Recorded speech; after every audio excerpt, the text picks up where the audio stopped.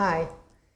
In the previous part we have seen why project management is so important. And now we're going to look a little bit more at what project management is and what it consists of. So as we've seen before, project management is important because we have a triple competing goals. We have time, cost and quality, and we all have to try to balance these three competing goals in one project. And that's why we need to manage project very well. So let's look at the formal definition of what is project management. So project management is being defined as the art of organizing, leading, reporting and completing a project through people. So we need to organize a project, we need to lead it, we need to report about the progress, complete it with success, and we'd have to do it through people. And this is quite difficult. So let's look at the objective. So we have not only the objective to finish the project with success, we have to also keep the stakeholders happy. We have to keep the team focused on the goal of the project, and we have to make sure that these work well. So this makes that the project manager actually needs a whole lot of abilities and expertise, not only technical ones. So the profession of project manager is actually on the list of the top 10 most demanded IT skills. And that's because it needs people that have all kinds of skills. Like I said, not only technical skills, but also planning skills, people skills and communication skills. A good project manager should not only talk, but should also listen to his people and to the stakeholders. So we need technical skills to make sure how we attain task needs. And we need people skills to know how to attain team needs and individual needs. So this is a whole complex whole of abilities that the project manager needs. So let's look a little bit more on the different areas and parts that we need to do when we do project management. So at the heart of project management is planning. We need to plan the work. We need to plan the tasks that need to be done. We need to plan the people that are going to do them. We need to plan how we're going to execute and monitor and actually measure the project of the project.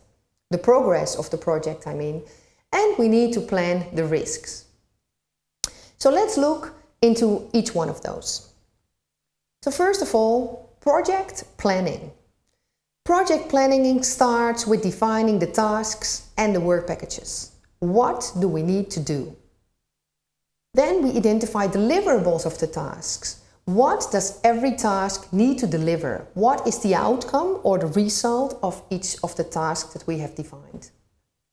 And then we have to identify resources. What do we need?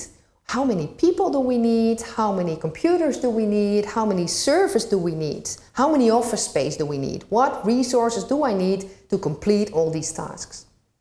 And then we need to identify these risks. What are possible situations that can happen to make this project fail?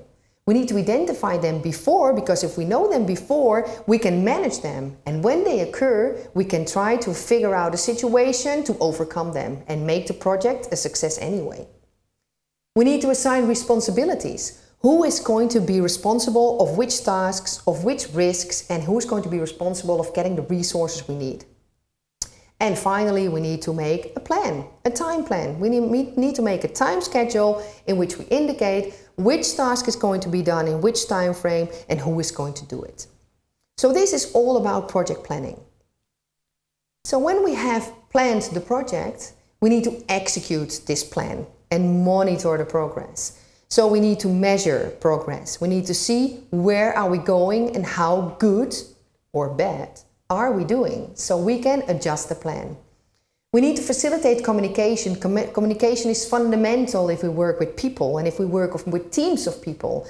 So we need to facilitate this communication between the team, and we need to communicate ourselves to the team to indicate how are we doing, where are we going, and what do we need to adjust if necessary.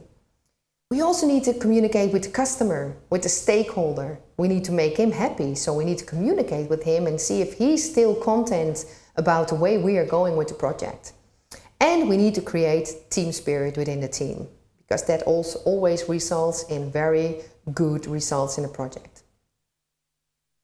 Finally, we need to manage the risks. We need to identify the risks, assess the likelihood and the impact that these risks can have, define the actions that we need to undertake might these risks occur, and we need to monitor and review all the time these risks and how we've managed them.